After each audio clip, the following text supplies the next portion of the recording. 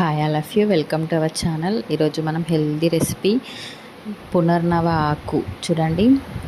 ఈ రెసిపీ నేర్చుకుందాం. ముందుగా ఆకుని నానబెట్టుకోవాలి 5 మినిట్స్. తర్వాత పెసరపప్పును కూడా ఒక 5 మినిట్స్ నానబెట్టుకోండి కడిగేసి.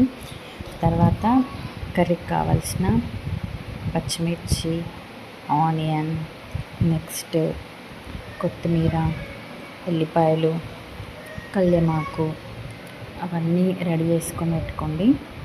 అదేవిధంగా నెక్స్ట్ ఎండుమిర్చి, కొంచెం అల్లం పేస్ట్ రెడీ చేసుకున్న తర్వాత ఒక బాండీ పెట్టుకొని ఆయిల్ వేసేసుకొని ఆయిల్ వేడైన తర్వాత జీలకర్ర, నెక్స్ట్ ఆవాలు, ఎండుమిర్చి,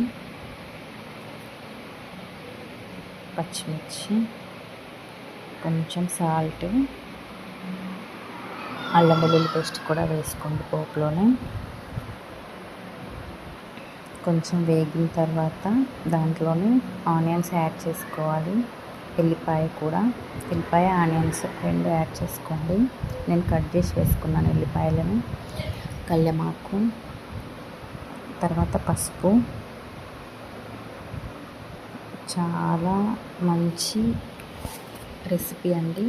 ఈ ఆకుని చిన్న చిన్న కట్ చేసుకొని ఆ పోపులో వేసుకొని మంచిగా గోలిన తర్వాత కొంచెం కారం యాడ్ చేసుకోండి.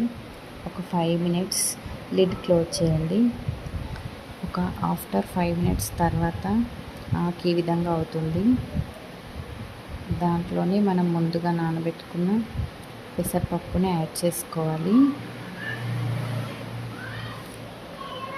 యాడ్ చేసుకొని ఒక 5 మినిట్స్ లిడ్ క్లోజ్ చేసేసుకొని సాల్ట్ ఏమైనా అవసరం ఉంటే రుచికి సరిపడా కొన్ని వాటర్ యాడ్ చేసుకోండి. యాడ్ చేసుకొని కొంచెం సాల్ట్, ధనియా పౌడర్ వేసుకుంటే రెసిపీ రెడీ. నెక్స్ట్ దాంట్లోకి నేను చారు చేశాను. పునర్నవ ఆకు అంటే తెల్ల గల్జేరు